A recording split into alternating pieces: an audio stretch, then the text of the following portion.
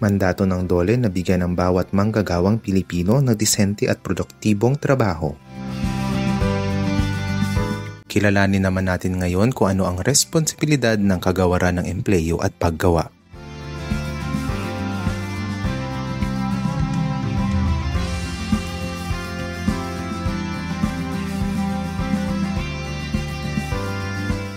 Ang DOLE ay binubuo ng iba't ibang attached agencies katulad ng TESDA, PRC, NLRC, RTWPB, ECC, OSH at NCNB.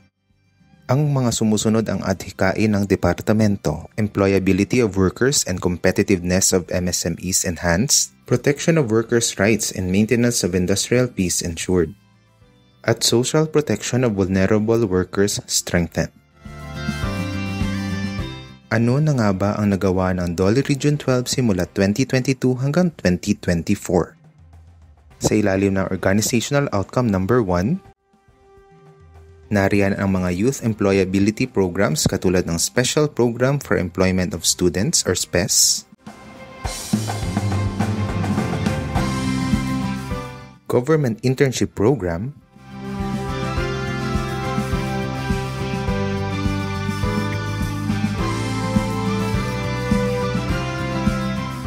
at ang Job Start Program.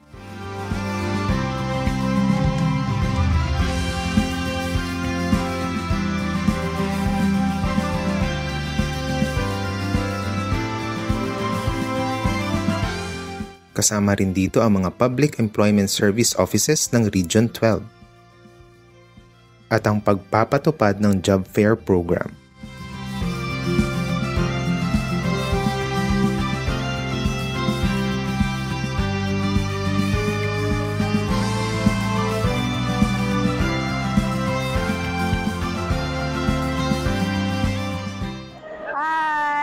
Si Ami Ginty Banda, ang taga Alabes, Sarangani Province. Usa ko ka single mom, duha akong anak o nakapasalamat ko sa DOL, SOC Sergeant nga nagahimo sila ng job fair para sa mga parehas na ko nga jobless o sa mga walay trabaho dira sapay ginaulat din. Sa ilalim ng Organizational Outcome Number 2, andyan ang Labor Inspection Program, Single Entry Approach at iba pang mga programa.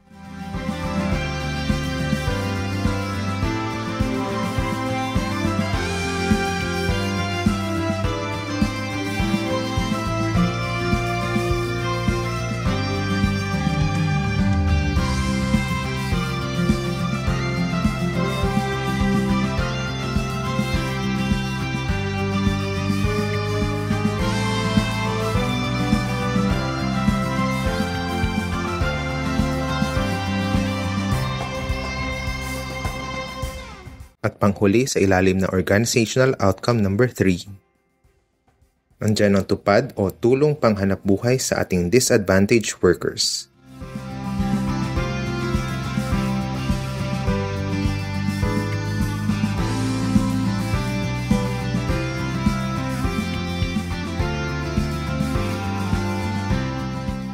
Sa dugay nga panahon, karon lang gid namon nabatyagan ang kaayos ang programa sang gobyerno.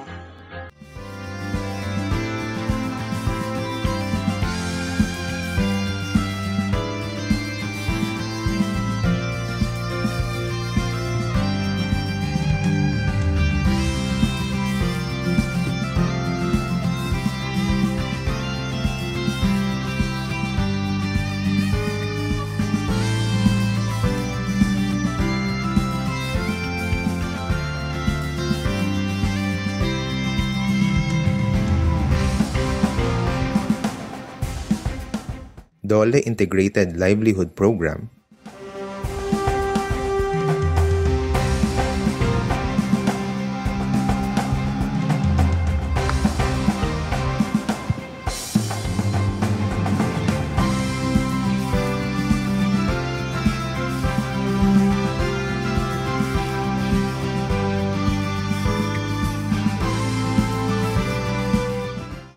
Candelaria Lopez Orsabia. Nakatira po ako sa Barangay Conel, General Santos City.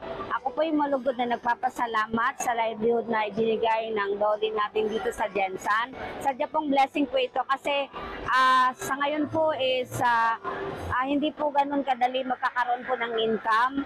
So, alam ko po yung malaking may tulong nito para sa magiging hanap buhay po ng aming pamilya.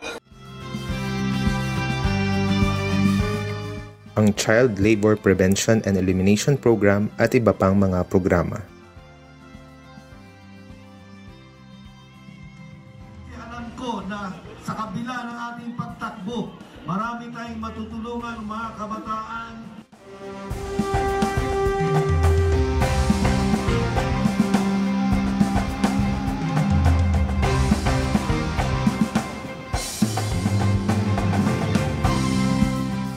Sa mga programa ng Dole para sa sambayanang Pilipino. Tuloy-tuloy ang serbisyong matapat at mabilis sa bagong Pilipinas.